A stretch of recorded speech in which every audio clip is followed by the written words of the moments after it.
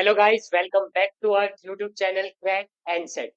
तो मैं आज आया हूँ आपके लिए लेके हिंदी की एक वीडियो। ठीक है। जो हमारा हिंदी सब्जेक्ट है उसके लिए मैं आपके लिए एक वीडियो लेके आया हूँ। तो क्या है वो स्टार्ट करेंगे, लेकिन उससे पहले मैं अपने आप को इंट्रोड्यूस कर देता हूँ। So my name is Nitin and I am currently pursuing my graduation from IIT Kharagpur. ठीक है। तो यही था मेरा इंट्रोडक्शन। तो चलते अब हमारी हिंदी के हमारा जो टॉपिक है वो टॉपिक स्टार्ट करेंगे। देखो, असल में क्या था कि आपका जो हिंदी का सिलेबस था ना, वो सबसे पहले तो आपको पुरुषोत्तम सर ने आपको सिलेबस से गो थ्रू कराया था कि क्या क्या सिलेबस में आ रहा है और कैसे कैसे क्वेश्चंस आ रहे हैं। क्वेश्चंस भी उन्होंने थोड़ा सा आइडिया दिया था। बट मैंने पेपर को थोड़ा एनालाइज किया और मैंने देखा कि भाई कौन कौन से जो चैप्टर है या फिर कौन कौन से हिंदी व्याकरण के जो चैप्टर है वो आ रहे हैं। ठीक है ना, जिनका मेन वेटेज है। तो आपने देखा होगा कि अलंकार के बहुत क्वेश्चन आ रहे हैं, समास पे, संधि पे। ये जो तीन मेन है इन पे तो आ ही रहे हैं। और साथ साथ क्रिया विशेषण विशेषण इनमें से भी छोटे छोटे, और प्रत्यय और ये जो होते हैं, इन सब पे भी से भी जो क्वेश्चंस वगैरह आ रहे हैं। तो मैं क्या करूंगा, मैं आपको 5 चैप्टर मेनली पढ़ाऊंगा पहले। उनके अंदर यही होंगे। सबसे पहला अलंकार, समास, संधि, और जो दो होंगे उनके अंदर मैं कंबाइन कर दूंगा कि मतलब व्याकरण का एक एक पूरा पार्ट व्याकरण का हो जाएगा। और एक जिसके अंदर ये जो और चीज होती है मतलब विच्छेद वगैरह ही ये सारी चीजें कराऊंगा। उसके बाद हम क्या करेंगे, उसके बाद हम कंटिन्यूअसली क्वेश्चन सोल्व करते चलेंगे। ठीक है। मॉडल मॉक टेस्ट करेंगे, मॉडल पेपर करेंगे, और ऐसे ऐसे करके प्रैक्टिस करेंगे। क्योंकि हिंदी कब होगी, क्योंकि आपको पता है हिंदी में मेनली क्या आएंगे, पैराग्राफ आएंगे। पैराग्राफ के अंदर से कुछ वर्ड उठाएगा, कुछ लाइन उठाएगा, गद्यांश या पद्यांश उनमें से, और उनमें से आपको उसका कुछ भी क्वेश्चन पूछ सकता है। तो हम उन्हीं की प्रैक्टिस करते हुए चलेंगे। लेकिन उससे पहले आज की वीडियो में मैं आपको अलंकार पढ़ाने वाला हूँ। ठीक है। तो उसके मैंने नोट्स अपने हाथों से खुद से बनाए हैं। ठीक है। तो जो नोट्स बनाए हैं उन नोट्स को मैं पहले आपको समझा देता हूँ अच्छे से।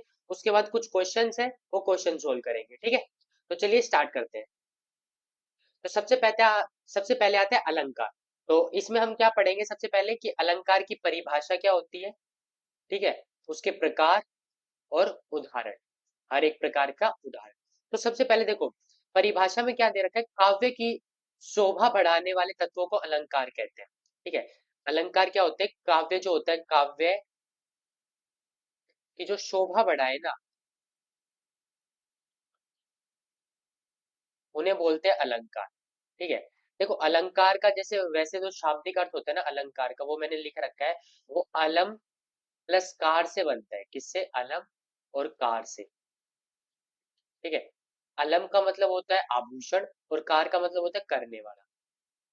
ठीक है। ये मैंने यहाँ पे प्रॉपरली आपके लिए लिख रखा है। तो इसका मतलब क्या होता है, देखो इसको अगर आपको समझना हो तो देखो, जैसे आपको पता है एक लेडीज जो होती है या फिर जो भी कोई वुमेन होती है, वो अपने आप को अपने जो मतलब अलंकार पहनती है, अलंकार का मतलब गहने, गहने पहनती है। तो वो किस लिए पहनती है, ताकि वो अपने आप को और अच्छा दिखा सके और खूबसूरत दिखा सके। उसी हिसाब से अगर आपको एक काव्य को, गद्यांश को या पद्यांश को आपको अगर सुंदर दिखाना है तो उसे आप अलंकृत करते हैं, मतलब उसे आप आभूषण से सुसज्जित करते हैं, उसे सजाते हैं। तो वही चीज है, काव्य की शोभा बढ़ाने वाले तत्वों को, और जिन तत्वों की मदद से हम उन्हें सजाते हैं ना, उन्हें अलंकार कहते हैं। ठीक है। इसीलिए कहा गया है जो अलंकृत करता है वही अलंकार होता है। यानी जो किसी चीज को अलंकृत, यानी जिसकी शोभा बढ़ाता है, जिस चीज की शोभा बढ़ाता है और जो उन्हें बढ़ाते हैं उसे बोलते हैं अलंकार। जैसे काव्य की शोभा कौन बढ़ाएगा, अलंकार बढ़ाएंगे। ठीक है। वही है, उन तत्वों को हम अलंकार कह रहे हैं। तो अभी चलते हैं नेक्स्ट स्लाइड पे। तो अब आते हैं अलंकार के भेद। तो अलंकार के 3 भेद होते हैं, शब्दालंकार, अर्थालंकार और उभयालंकार। ठीक है। हम मेनली क्या पढ़ेंगे, हम पढ़ेंगे शब्दालंकार और अर्थालंकार। उभयालंकार हम नहीं पढ़ेंगे। हम ये जो पढ़ रहे हैं, हम ये क्लास 10th के लेवल का पढ़ रहे हैं। ठीक है, क्लास 10th के लेवल का।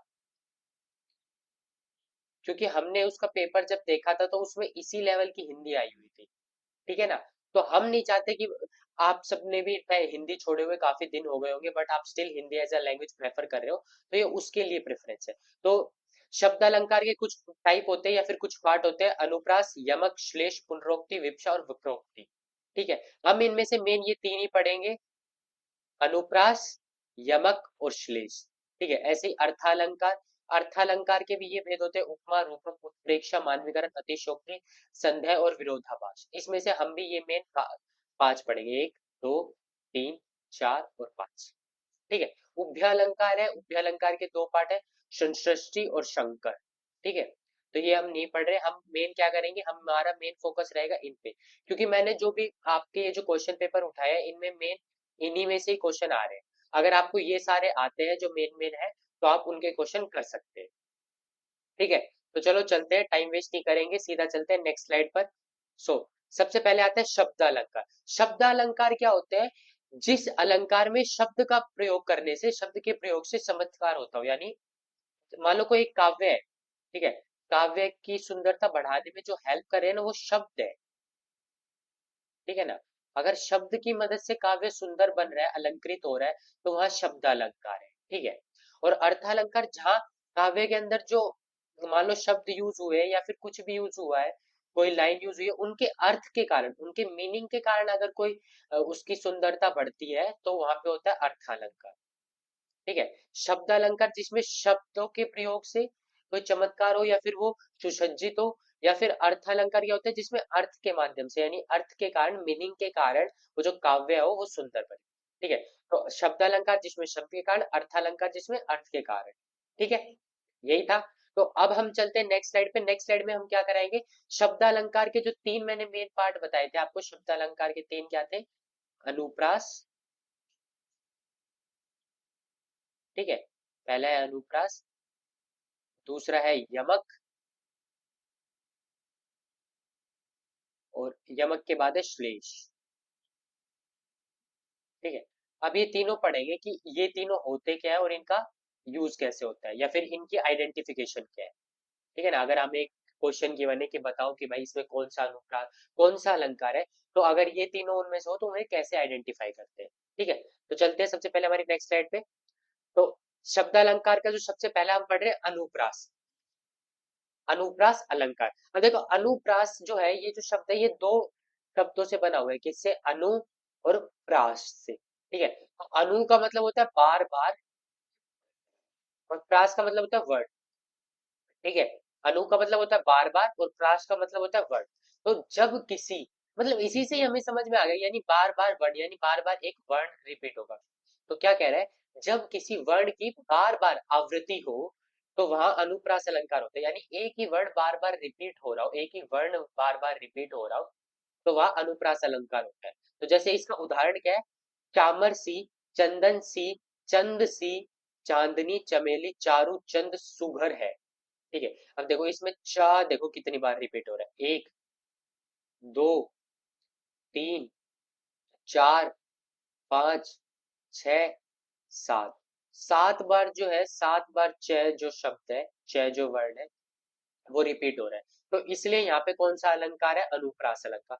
अब देखो, अब इसके बार बार रिपीटेशन से देखो ये लाइन कितनी सुंदर बन गई, देखो, चामर सी, चंदन सी, चंद सी, चांदनी चमेली चारू चंद सुघर है, देख रहे हो ना कितनी अच्छी लाइन हो गई, ठीक है।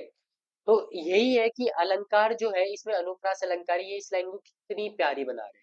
अगर कोई बंदा पढ़ता है या कोई इंसानी से पढ़ता है तो उसे कितनी अच्छी लाइन लगेगी। इसी प्रकार ये लाइन, चार चंद्र की चंचल किरणें, किसकी, चारू चंद्र की, चारू चंद्र की चंचल किरणें खेल रही थी जलथल, ठीक है, चारू चंद्र चंचल, तो यहाँ पे भी चार रिपीट हो रहा है, तो कितना अच्छा लग रहा है, चारू चंद्र की चंचल किरणें, ठीक है ना। तो यहाँ पे भी कौन सा अलंकार है, अनुप्रास अलंकार। तो अनुप्रास अलंकार क्या होता है, जिसमें एक ही वर्ण की आवृत्ति बार बार हो, यानी अनु, अनु मतलब बार बार, और प्रास मतलब वर्ण, एक ही वर्ण की आवृत्ति बार बार, ठीक है। समझिए आप अनुप्रास अलंकार क्या होता है, ठीक है। अब चलते हैं दूसरे एग्जाम्पल पे। तो दूसरे टाइप पे, तो दूसरा टाइप क्या है, यमक, यमक अलंकार।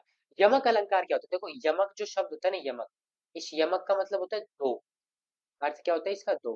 तो ये क्या कह रहा है, जब एक शब्द दो बार प्रयोग हो, दो या दो उससे ज्यादा, दो बार हो या उससे ज्यादा, यानी दो या दो बार से ज्यादा प्रयोग हो, लेकिन उसका अर्थ हर बार अलग अलग, अर्थ क्या हो, हर बार अलग अलग हो।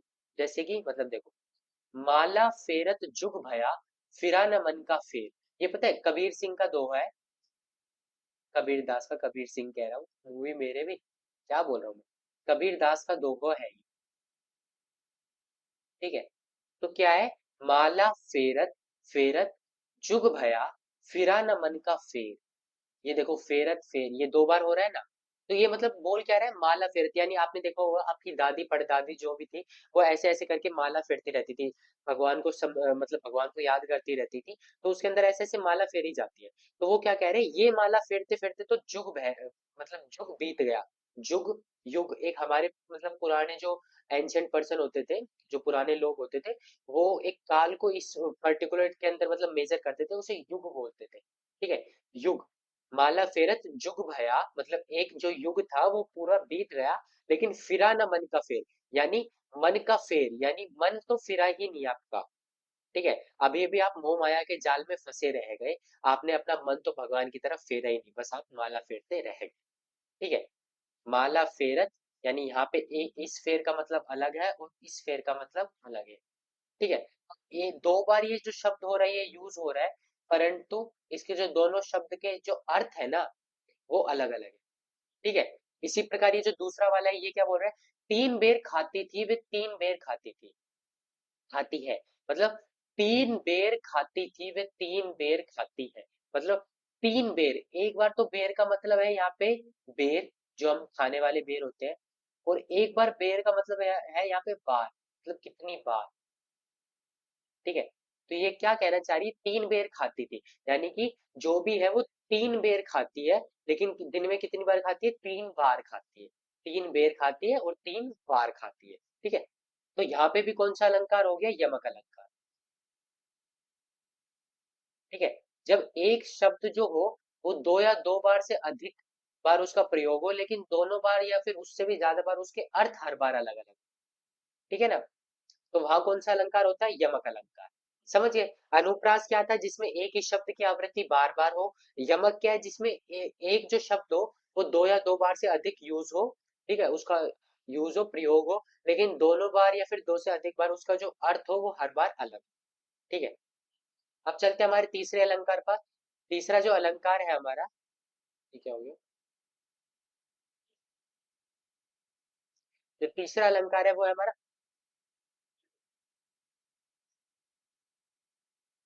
अच्छा मैंने शायद यहाँ पे गलती कर दी, यहाँ पे मैंने श्लेष अलंकार लिखा ही नहीं पीपीटी में, है ना, तो चलो मैं आपको श्लेष अलंकार वैसे ही बताता हूँ क्या होता है। ठीक है, यहाँ पे जो ये पीपीटी है इसमें मैं आपको जब बाद में एडिट करके दूंगा तब उसमें लिख दूंगा, लेकिन यहाँ पे ये जो तीसरा होता है ये श्लेष अलंकार होता है। कौन सा होता है, श्लेष अलंकार। जो श्लेष अलंकार होता है ना, श्लेष का अर्थ होता है चिपकना।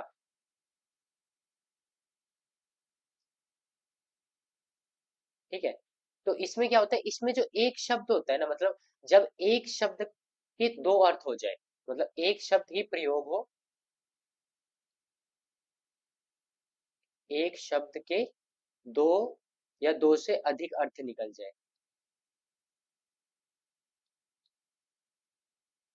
दो या दो से अधिक अर्थ।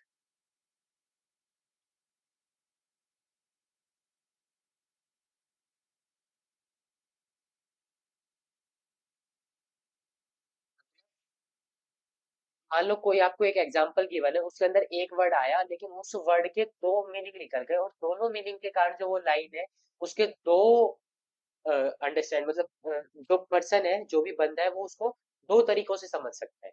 जैसे कि एक है इसका एग्जांपल, वो मुझे खैर अभी तो याद है, दिमाग में है, पर कैसे है वो, अ, रहीमन पानी राखिए बिन पानी सब सूख।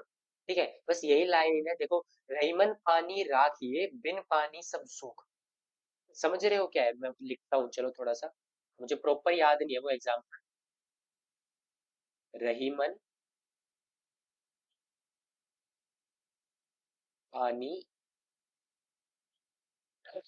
राखिए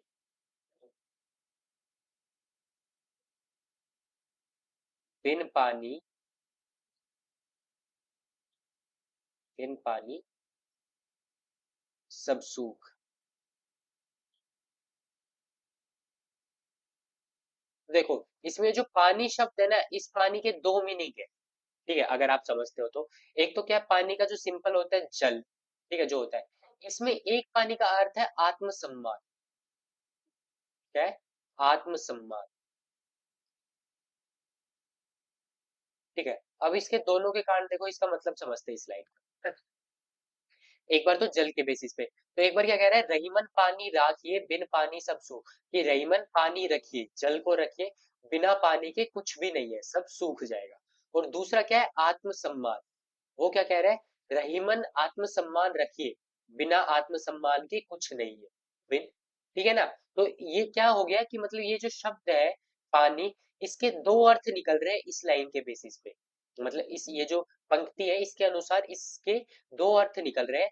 तो इसलिए ये जो पंक्ति है इसमें कौन सा अलंकार है, श्लेष अलंकार। श्लेष अलंकार। ठीक है, ये जो है मैंने यहाँ पे बता दिया आपको, ये आप इस पर्टिकुलर टाइम पे मत कीजिएगा, ये गलती से जो स्लाइड है रिपीट हो गई।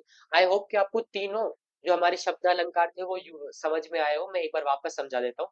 सबसे पहले क्या था, अनुप्रास अलंकार। अनु यानी बार बार, और प्रास यानी वर्ण, यानी एक ही वर्ण का जब एक ही वर्ण की जब आवृत्ति बार बार हो तो वहां पे अनुप्रास अलंकार होते हैं। अनुप्रास के बाद आता है यमक। यमक अलंकार क्या होता है, जब एक जो शब्द हो उसका दो या दो बार से अधिक हम प्रयोग कर रहे हो, लेकिन हर बार जो उसका अर्थ हो वो अलग अलग निकले। उसके बाद आता है क्या, श्लेष अलंकार। श्लेष का अर्थ क्या होता है, चिपकना। ठीक है, जब एक शब्द के दो या दो से अधिक अर्थ निकले। देखो यमक में और श्लेष में कंफ्यूज मत हो जाना। यमक में क्या था, एक शब्द का प्रयोग दो या दो बार से अधिक हो लेकिन अर्थ हर बार डिफरेंट निकले। और श्लेष में क्या है, शब्द एक बार ही प्रयोग हो लेकिन उसके अर्थ जो वो दो निकले। ठीक है, यानी चिपके हुए, यानी दो अर्थ एक ही शब्द से चिपके हुए। ठीक है,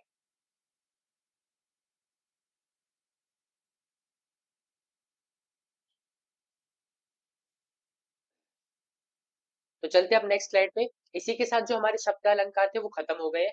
मैंने कहा था मैं आपको शब्द अलंकार में सिर्फ तीन ही पढ़ाऊंगा। यम अनुप्रास हो गया, यमक हो गया, श्लेष हो गया। अब हम आएंगे अर्थालंकार पे। शब्द अलंकार का मैंने आपको मतलब बताया था, जिसमें शब्दों के प्रयोग से मतलब सुंदरता बढ़े काव्य की। और अर्थालंकार में क्या था, जिसमें अर्थ के माध्यम से काव्य की सुंदरता बढ़े। तो चलो चलते हैं अर्थालंकार पर। तो अर्थालंकार के भेद में सबसे पहले अलंकार आता है उपमा अलंकार। उपमा अलंकार में क्या होता है, जब किसी व्यक्ति या वस्तु की तुलना किसी दूसरे व्यक्ति या वस्तु से की जाए ना, वहां उपमा अलंकार होता है। जब किसी एक चीज की या एक वस्तु की जो तुलना हो दूसरी वस्तु से की जाए तो वहां क्या होता है, उपमा अलंकार होता है। ठीक है, अब देखो, सागर सा गंभीर हृदय, यहाँ पे जो हृदय है ना उसकी जो तुलना है सागर से की गई है। ठीक है, गिरी सा ऊंचा हो जिसका मन, यानी यहाँ पे जो मन है ना, मन मन की जो कंपैरिजन है मन का, यानी उसकी जो तुलना है वो गिरी से यानी पहाड़ से, पर्वत से की गई है। समझ गए। तो ये उसके उदाहरण थे, लेकिन अब क्या है, अब इसका जो है वो कुछ अंडरस्टैंडिंग के बेसिस है कि उपमा अलंकार के भी कुछ भेद होते हैं, मतलब कुछ पार्ट है इसके। भेद नहीं, मतलब जो पूरा ये उपमा अलंकार है कि इसे हम कैसे प्रॉपर पता लगाए कि उपमा अलंकार है। ठीक है, तो उसका कुछ है ये, क्या है देखो। सबसे पहले क्या है, उपमेय, उसके बाद उपमान, फिर वाचक शब्द, और फिर साधारण धर्म। अब एक एक करके समझते हैं ये चारों है क्या। उपमेय है जिसकी तुलना की जाए, मतलब हमें जो इसमें तुलना कर रहे थे, जिसकी तुलना कर रहे थे उसे उपमेय बोलते हैं। जैसे इसमें हमने तुलना की थी हृदय की, और इसमें हमने की थी मन की, तो ये दोनों क्या हो गए, उपमेय। क्या हो गए, उपमेय। ठीक है, अब क्या बोलते हैं, उपमान। उपमान क्या है, जिससे जिसके साथ तुलना की जाए। ठीक है, अब इसमें जो उपमान था वो क्या था, सागर के साथ हमने एक बार तो कंपेयर किया था, और एक बार पर्वत के साथ, तो ये क्या हो गए, उपमान हो गए।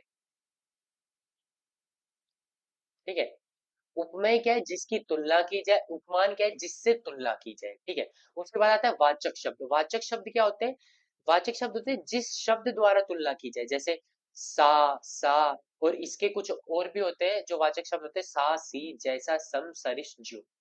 ठीक है, तो ये एक इम्पोर्टेंट है, आपको याद होने चाहिए, क्योंकि सिर्फ आप चाहो ना तो इन्हीं के बेसिस पे बता सकते हो कि यहाँ पे उपमा अलंकार है या नहीं है।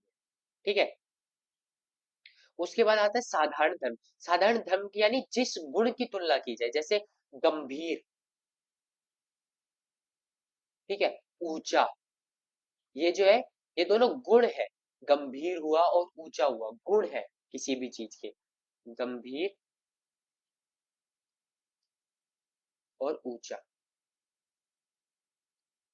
तो यानी इनका कंपैरिजन किया गया, तो ये क्या है, साधारण धर्म। साधारण धर्म। मैं एक बार आपको ये फिर से लिख के दिखा देता हूँ सब कुछ। तो ये क्या था, देखो, सबसे पहला था उपमेय। उपमेय क्या होता था, जिसकी तुलना की जाए। ठीक है, जैसे इसमें हम किसकी तुलना कर रहे थे, हृदय की या मन की। ठीक है, हृदय और नीचे वाले में मन। तो ये तो हो गया हमारे उपमेय। उपमेय के बाद आता है उपमान। उपमान मतलब जिससे तुलना की जाए।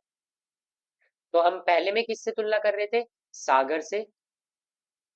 ठीक है, और दूसरे में हम तुलना कर रहे थे गिरी से। गिरी का मतलब होता है पर्वत। ठीक है, उपमेय उपमान। उसके बाद आता है वाचक शब्द। वाचक शब्द। वाचक शब्द दोनों में सा ही प्रयोग हुआ है।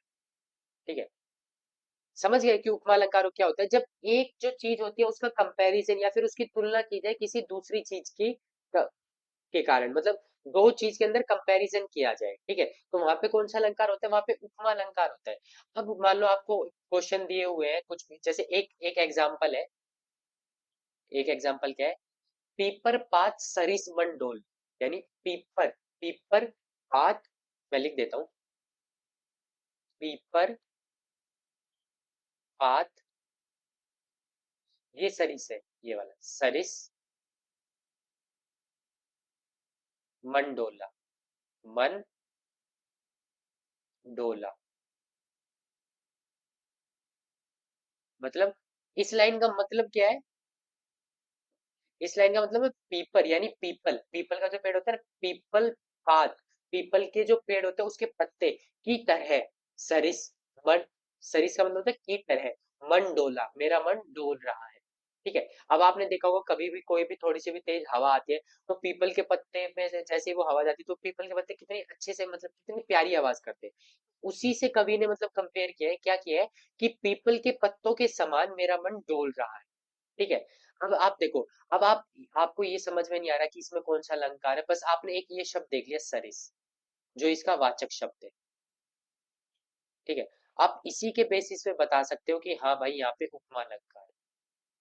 ठीक है, तो वाचक शब्द बहुत इंपॉर्टेंट होते हैं आपको आइडेंटिफाई करने के लिए कि भाई यहाँ पे कौन सा अलंकार है। समझ गए।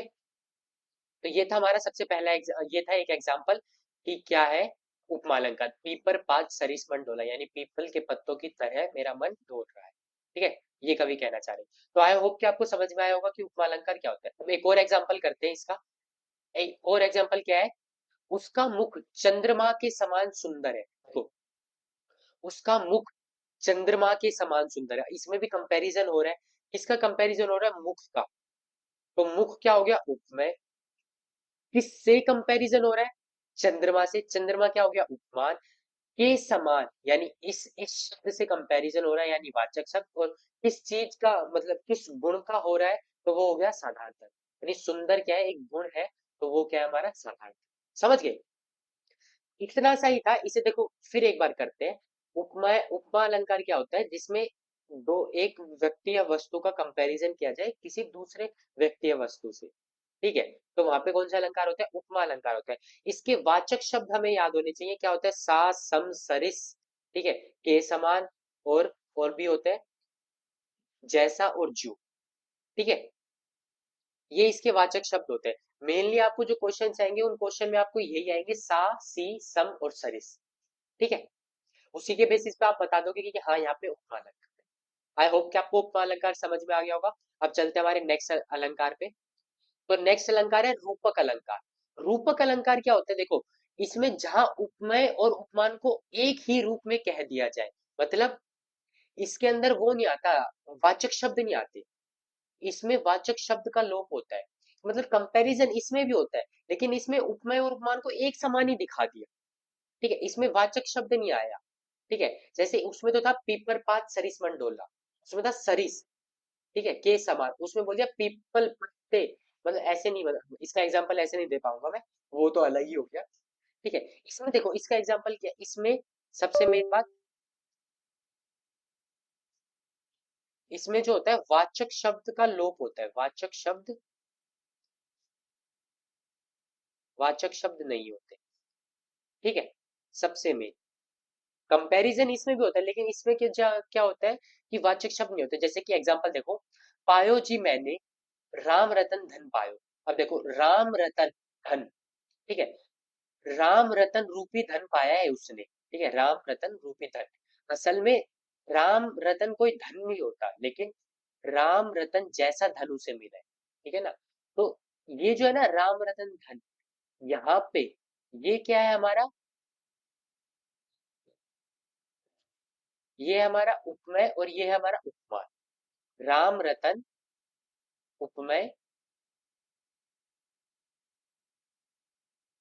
और ये है उपमान।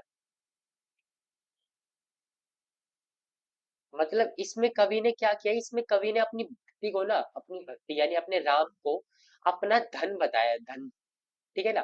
तो मतलब कंपैरिजन किया है राम यानी अपनी भक्ति को धन से, ठीक है, राम रतन धन।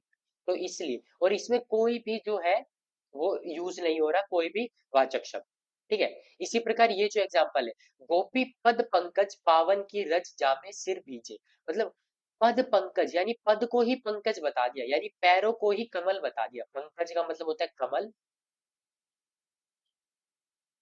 ठीक है, और पद का मतलब होता है पैर, ठीक है, पैरों को ही कमल बता दिया यहाँ पे, ठीक है। इसमें राम रतन को ही धन बता दिया, ठीक है। तो जब पैरों को ही, और ना इसमें कोई भी वाचक शब्द का प्रयोग,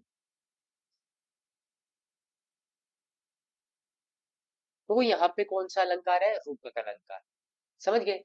देखो मैं एक बार फिर से बताता हूँ।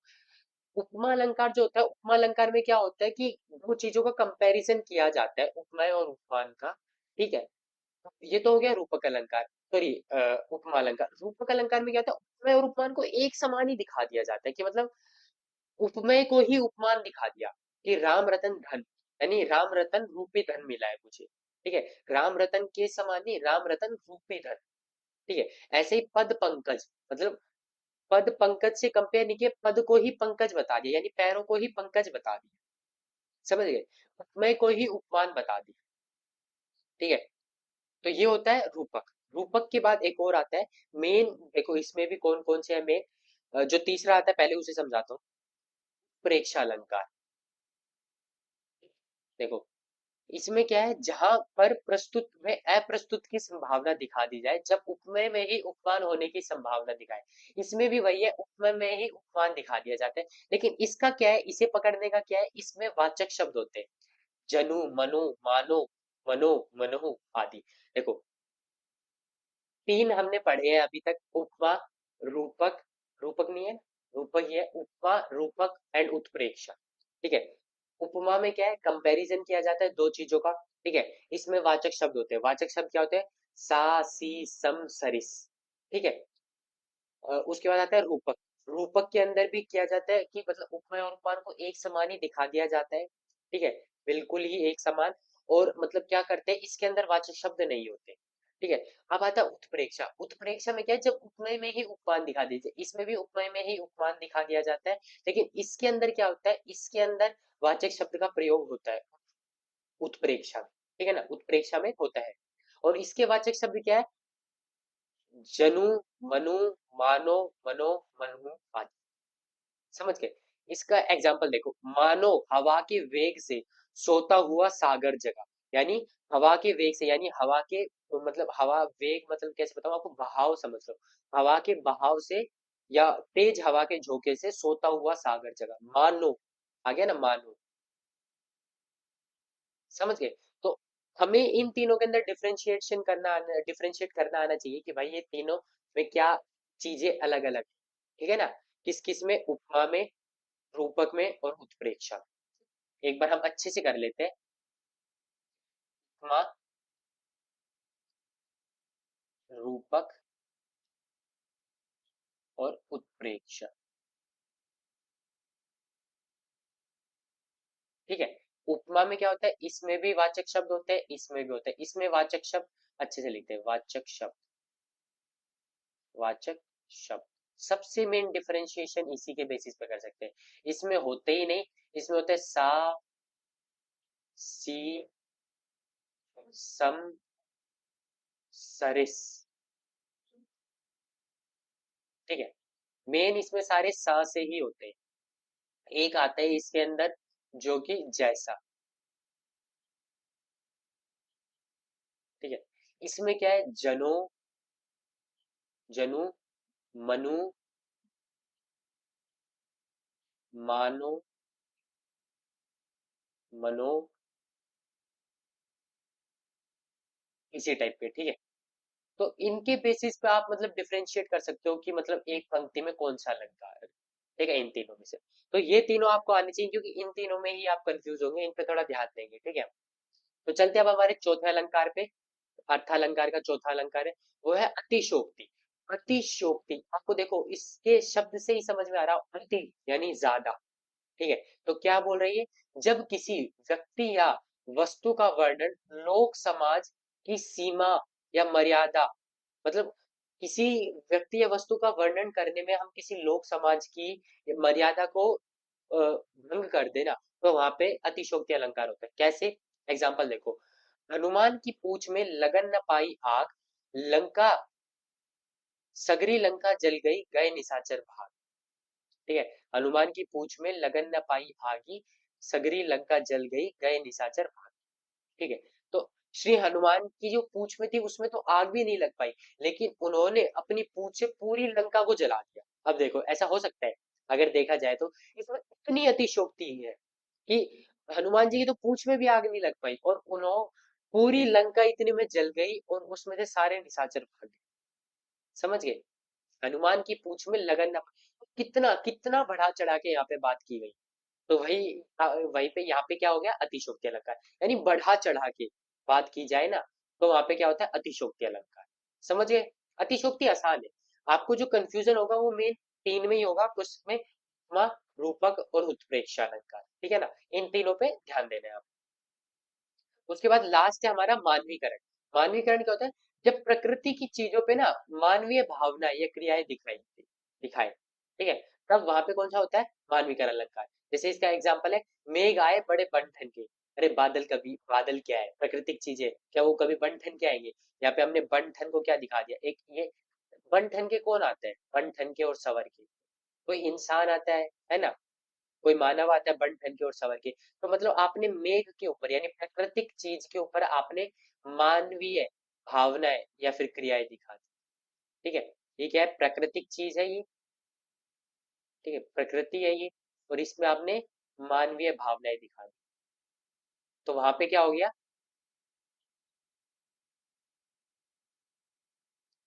तो यहाँ पे क्या हो गया, मानवीकरण। मानवीकरण यानी मानवीकरण, मानव से मानवीकरण आया है। ठीक है, तो इसी के साथ जो है हमारा, जो हमें जो जो टॉपिक मेरे को आपको पढ़ाने थे, जो जो अलंकार पढ़ाने थे, वो आपका मैंने कंप्लीट कर दिया है।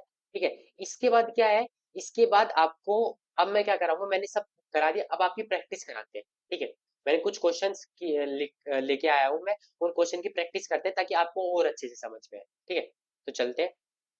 देखो, पहला क्या है, पहला है, मुदित महीपति मंदिर आए, सेवक सचिव सुमत बुलाए, वे कौन सा अलंकार है। ठीक है, सबसे पहले हम एक एक करके पहले इनको समझते हैं। अनुप्रास में क्या होता है, एक ही शब्द का रिपीटेशन बार बार होता है। यमक में क्या होता है कि एक शब्द, मतलब इसमें तो एक वर्ण का रिपीटेशन होता है, वर्ण का। ठीक है, इसमें एक शब्द का रिपीटेशन होता है, लेकिन उसका हर बार जो अर्थ होता है वो अलग होता है। ठीक है, उपमा में कंपैरिजन होता है, रूपक में भी कंपैरिजन होता है, लेकिन वाचक शब्द का लोप होता है। ठीक है, समझ गए। अब हम इसमें चेक करते हैं, देखो इसमें देखो मेरे को सही, बिना कुछ चीज के मेरे को यही दिख रहा है। देखो माँ का देखो कितनी बार रिपीटेशन हुआ, एक, एक, दो, तीन। ठीक है, और यही फिर सेवक का स, स, स। तो यहाँ पे माँ और जो श वर्ण है ना, इसका बार बार आवृत्ति हुई है इसकी, तो यहाँ पे कौन सा अलंकार हो जाएगा, अनुप्रास अलंकार। अब ये देखो, चरण कमल बंदो हरि राय। अब देखो, चरण कमल, चरण यानी पैर और कमल पद पंकज वाला ही हो गया ना, इसमें चरण को ही कमल बता दिया, मतलब पैरों को ही कमल बता दिया। तो यानी इसमें वाचक शब्द का लोप है, लेकिन कंपेयर किया है तो वाचक शब्द का लोप और कंपेयर किया हो तो वहां पे कौन सा अलंकार होता है, रूपक अलंकार। ठीक है। अब ये देखो, सपना सपना समझकर भूल न जाना, सपना सपना समझकर भूल न जाना, दो बार सपना शब्द का प्रयोग हुआ है, लेकिन दोनों बार अर्थ अलग है। एक बार सपना किसी लड़की का नाम है और एक बार जो सपना है वो क्या है, ड्रीम, जो हम ड्रीम देखते हैं, जो अपना स्वप्न होता है वो। तो यहाँ पे कौन सा अलंकार हो गया, यमक अलंकार। ठीक है, चलते हैं नेक्स्ट पेज पे, नेक्स्ट कुछ क्वेश्चंस करते हैं। अब देखो, नील गगन सा शांत हृदय था सो रहा, सा क्या है, वाचक शब्द। ठीक है, और हमने कंपैरिजन भी किया है इसके अंदर। नील गगन सा शांत हृदय, ये क्या है, उपमेय। हृदय का हमने कंपैरिजन किया है, किससे किया है, नील गगन से, उपमान। और शांत क्या है इसका, साधारण धर्म, साधारण धर्म। तो यहाँ पे कौन सा अलंकार हो जाएगा, उपमा अलंकार। अब देखो, आगे नदी पड़े अपार, घोड़ा कैसे उतरे पार, राणा ने सोचा इस पार, तब तक था चेतक उस पार। ठीक है, मतलब इसमें देखो, एक घोड़े को कितना, मतलब कितना बढ़ा चढ़ा के बात की है कि मतलब महाराणा प्रताप ने तो सोचा ही, इतने में जो उनका घोड़ा था जिसका नाम था चेतक, वो इतनी देर में नदी के उस पार था। उन्होंने तो बस यही सोचा था कि कैसे घोड़ा उस पार उतरेगा, इतना ज्यादा पानी है। तो इतनी देर में तो घोड़ा, जितनी देर में उन्होंने सोचा उतनी देर में तो था वो उस पार। तो क्या आ गया, आपने देखा कि लोक मर्यादा से ज्यादा आपने मतलब उसका उल्लंघन कर दिया, बहुत बड़ा चढ़ा के बात की। तो यहाँ पे क्या हो गया, अतिशयोक्ति। अब देखो, नेक्स्ट क्वेश्चन क्या है, फूल हंसे, फूल हंसे कलियां मुस्काई, फूल कभी हंसते हैं, हंसना तो क्या है, मानवीय एक है ना, भावना है ना। तो फिर जब आपने प्राकृतिक चीजों के ऊपर आपने मानवीय भावना या क्रियाएं दिखा दी, तो वहां पे कौन सा होता है, मानवीकरण। ठीक है, समझ गए। अब चलते हैं नेक्स्ट क्वेश्चन पे। नेक्स्ट, बंदो गुरु पद पदुमा परागा। अब देखो, इसमें हम क्या क्या क्या हो रहा है इसमें, बंदो गुरु, अच्छा, क्या ये क्वेश्चन आप करना चाहेंगी, इसमें दो अलंकार है, वैसे है तो दो अलंकार, पर मैं सिर्फ आपको एक ही करा रहा हूँ अभी। एक क्या है देखो, एक, दो, तीन, चार, कितनी बार रिपीट हुआ है, स, चार बार, यानी एक वर्ण की आवृत्ति बार बार हुई है, तो वहां पे क्या हो जाएगा, अनुप्रास अलंकार। ठीक है, अब देखो, ये तो मैंने आपको करा ही दिया था, ये वाला जो क्वेश्चन है, मेघ आए बड़े बन ठन के स्वर के, बन ठन के स्वर के, बनना ठनना क्या होता है, एक मानवीय मानवीय क्रिया होती है, लेकिन क्या ये आया है तो मानवीकरण, मेघ आए। तीन, ये तो मैंने कराया ही था आपको, तीन बेर खाती थी वे तीन बेर खाती है।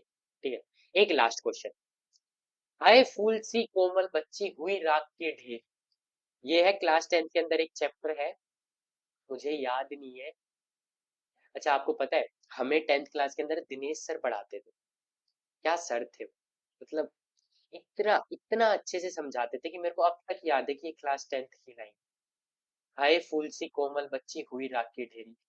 इस चैप्टर की मैं आपको थोड़ी थोड़ी समरी में बता सकता हूँ। इसमें क्या है कि 1987 का जो युद्ध हुआ था ना, उसके अंदर मुझे उनका नाम याद नहीं है, कोई थे, उन्होंने पहले तो वो उनके साथ थे ब्रिटिशर्स के साथ, फिर बाद में उन्होंने क्या है ना, उनका क्या कर दिया था, विरोध कर दिया था, उन्होंने बहुत से लोगों को मार दिया था, मुझे याद नहीं है उनका नाम क्या है, पर तो उनके खिलाफ फिर जैसे ही फिर ब्रिटिशर्स आए ना, तो इतने में जो थे वो, मुझे मान लीजिए कोई थे, मुझे उनका नाम याद नहीं है, तो वो तो चले गए, वो तो अपना महल खाली करके चले गए, लेकिन जो उनकी बेटी थी ना, वो वही रह गई। ठीक है, तो वो वही रह गई, और जो ब्रिटिशर्स आए उन्होंने देख लिया था कि वो वही है, बट उन्होंने सब कुछ किया, पूरे महल का चप्पा चप्पा छान मारा, लेकिन वो उन्हें फिर भी नहीं मिली। फिर उन्होंने तोप से जो सारा महल था वो उड़ा दिया। ठीक है, सब कुछ बिल्कुल तहस नहस कर दिया। लेकिन जब रात को वो जब वहां से आते, मतलब रात को वो लड़की वापस निकल के आती है, क्योंकि उसकी उस महल से बहुत लगाव था। ठीक है ना, तो आती है, सब कुछ देखती है, और फिर वो रोती है। जो उसके पिता थे, जिन्होंने, जो गए और वो अपनी बेटी को नहीं ले जा सके, तो उन्हें बड़ा दुख हो रहा होता है उस टाइम, लेकिन जो ब्रिटिशर्स क्या करते हैं, वो इस लड़की को है ना, अ, जिंदा चिता पे बैठा देते हैं। ठीक है, और जो उस टाइम जो अटैक करने की जो उसको परमिशन देता है या फिर जो भी होता है वो ब्रिटिशर जो उस टाइम का जनरल वहां पे होता है, उसकी बेटी और ये दोनों दोस्त होती है, ये साथ खेली हुई होती है मतलब, और फिर भी वो उसे ये सजा देता है। तब मतलब क्या होता है, ये लड़की चिता में बैठती है और ये कुछ भी उफ तक नहीं करती और ये ऐसे ही मतलब क्या बोलते हैं शहीद हो जाती है। तब जो थी ये लाइन आई थी, हाय फूल सी कोमल बच्ची हुई राख की ढेर। ठीक है, एक चैप्टर है, मुझे इसका नाम याद नहीं है, क्लास टेंथ में दिनेश सर ने पढ़ाया था।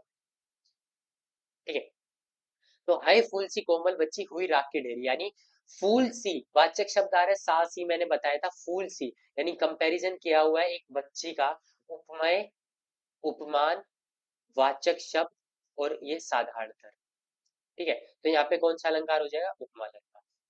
ठीक है, तो इसी के साथ हमारा जो ये है आज की वीडियो यही खत्म हुई। मैंने आपको ये क्वेश्चन करा दिए 10 क्वेश्चन, और मैं वो आपको और भी क्वेश्चंस दूंगा करने के लिए, आपको वो करने पर आज तो नहीं, मे बी जब मैं क्वेश्चन सोल्व कराने लगूंगा तब आपको और भी क्वेश्चन दूंगा। तो इसी के साथ आज की वीडियो तो मैं यही एंड कर रहा हूँ। मैंने आज आपको बता दिए अलंकार किसे कहते हैं, और आपको मेनली फोकस किस पे करना है, जो ये 3 अलंकार है, उपमा, रूपक और उत्प्रेक्ष, क्योंकि इन तीनों में आप कंफ्यूज हो सकते हो। ठीक है ना, तो इन तीनों पे थोड़ा फोकस करेंगे आप लोग। तो इसी के साथ बस मैंने तो आज तो यही था अलंकार के चैप्टर में। ठीक है, अब जो नेक्स्ट वीडियो आएगी उसमें शायद मैं आपको समास कराऊंगा, क्योंकि मेनली मैं आपका फोकस जो करूंगा वो होगा अलंकार, समास और संधि। ठीक है, उसके बाद देखते हैं और जो व्याकरण का कुछ पार्ट होगा वो भी कवर करेंगे। ठीक है, तो तब तक के लिए bye bye guys, thanks for watching.